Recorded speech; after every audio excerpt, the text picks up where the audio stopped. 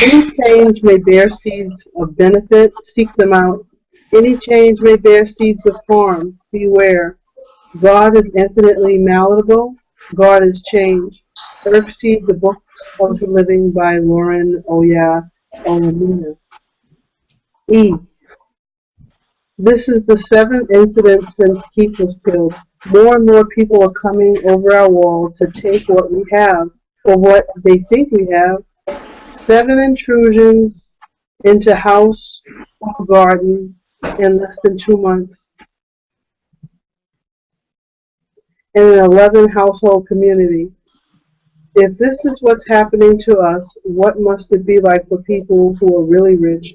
Although perhaps with their big guns, private armies, and security guards, and up-to-date security equipment, they're better able to fight back. Maybe that's why we're getting so much attention. We have few stealables, and we're not that well protected. Of the 7 intrusions, 3 were successful. Thieves got in and out with something. No doubt the tougher, smarter, more courageous thieves hit stores and businesses, but our low-class thugs are killing us slowly. Several families want to move to Olivar. I think that's how you pronounce it, Olivar. It promises safety provided by armed guards, room, board, and salary. Could a large company be our saving grace? Could KSF and Olivar be the answer? Has a large company ever been the answer for the underserved?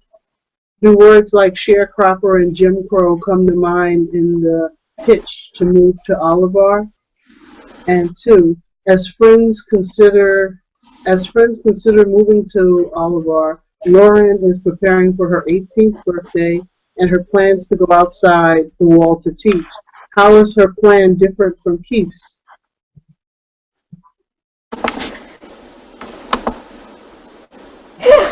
I think her plan is different from Keith's because it's selfless. He was very selfish, and even in his death, he's still wreaking havoc. Because he's been flaunting all this gold and money and stuff, and if he's not talking to everybody, they probably think that he's getting it from home. And so he's still like, and I think she, after watching him and seeing how he died, she knows what not to do. She doesn't really know how to survive, but like we talked about earlier, she knows how not to survive. And so I don't think she has, well, now we know, she doesn't have any intention of going out there flashing gold and money and, her skills. She's going to try to go under the radar as far as possible so she can survive. And she's reading books about plants and what to eat and, all these other things. And she's listened to her father when it comes to water stations. So she's retained a lot of information. So I think that's different in the sense of Keith.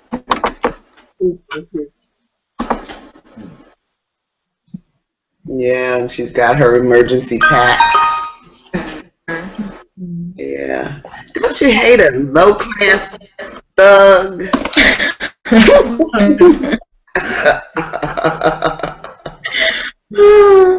Planner.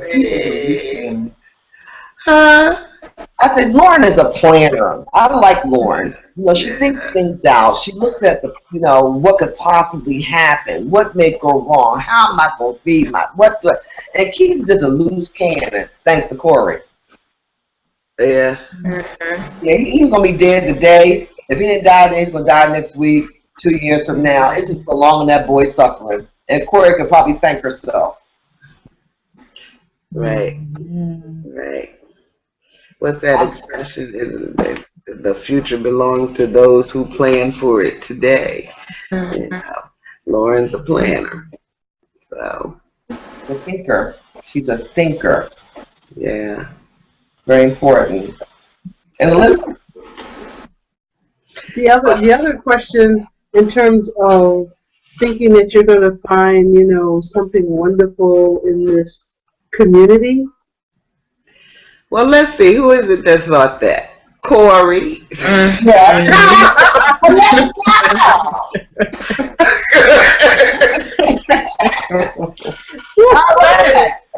And wasn't she much younger than her dad, than the Reverend?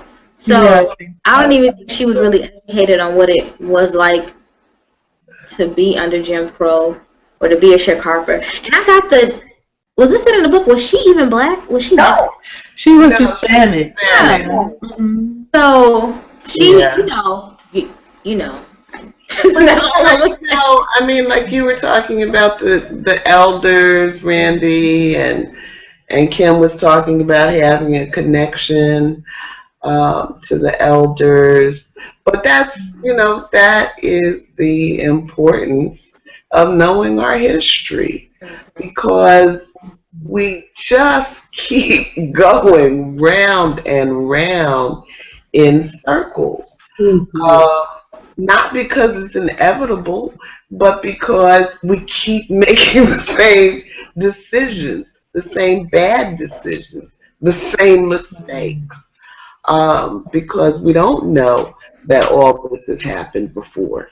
And so, and so you didn't have to be black to know that there were company towns that were not, you know, uh, not good for people.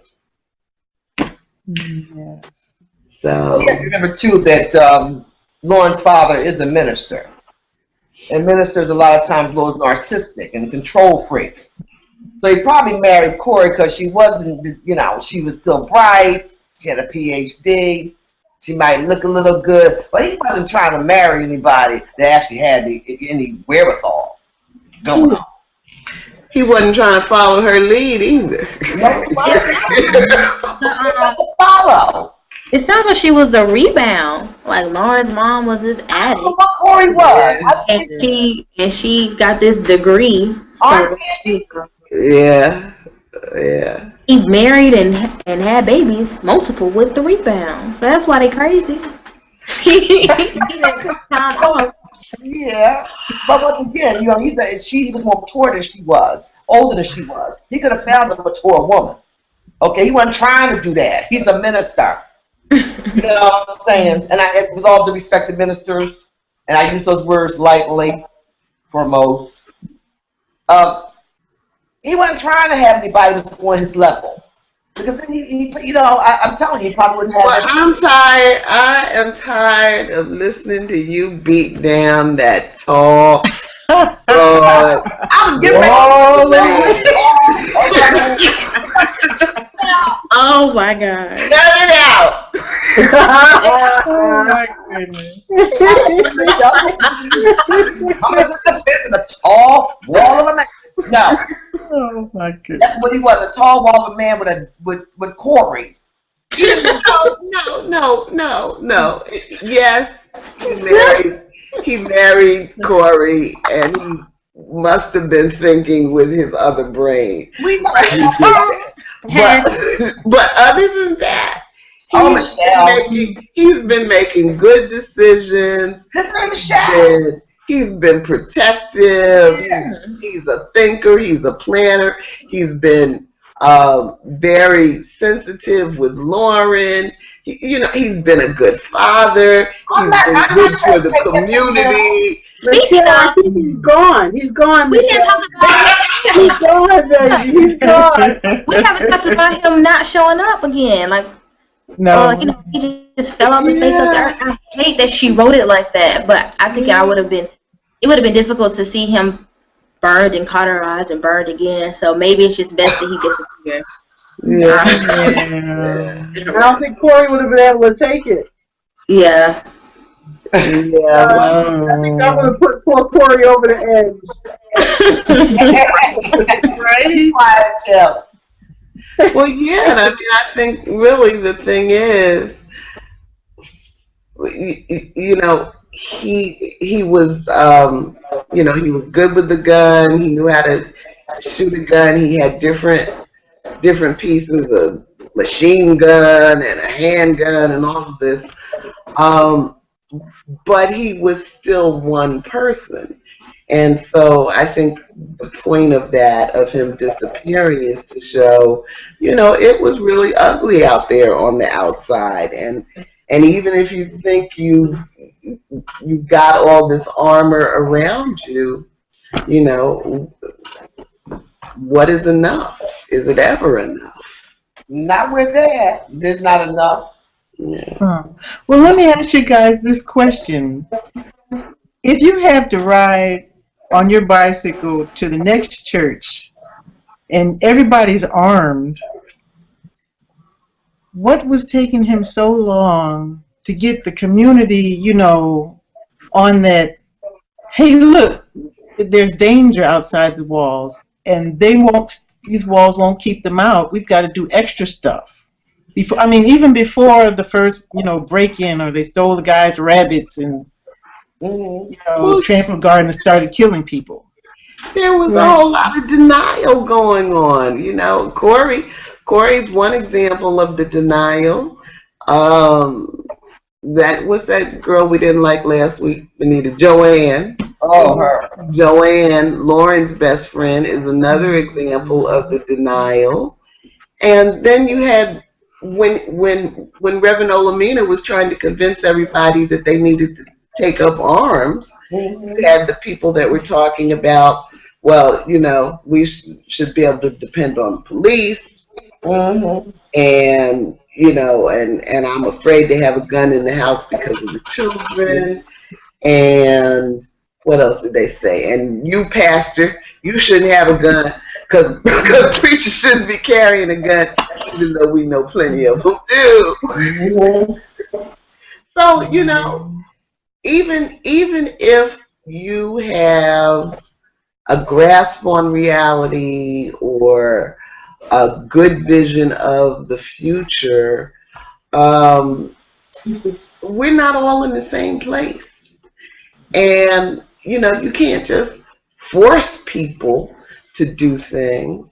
But, you know, between our different personalities, our different stages of development, you know, all of these differences, we're never all in the same place.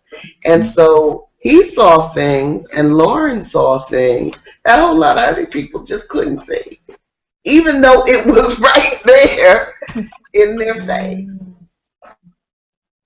Well, Georgette, we have to worry about this group because we will all get on some Carol stuff. Okay. It'll be out there with Huck Smith and Weston. Okay, Randy, we're depending on you to be there, girl. We know you coming. So no, but really, people are in different places. A lot of people are in denial every day. Some folks think that we're not really in a depression. Well, they say deep recession. Right.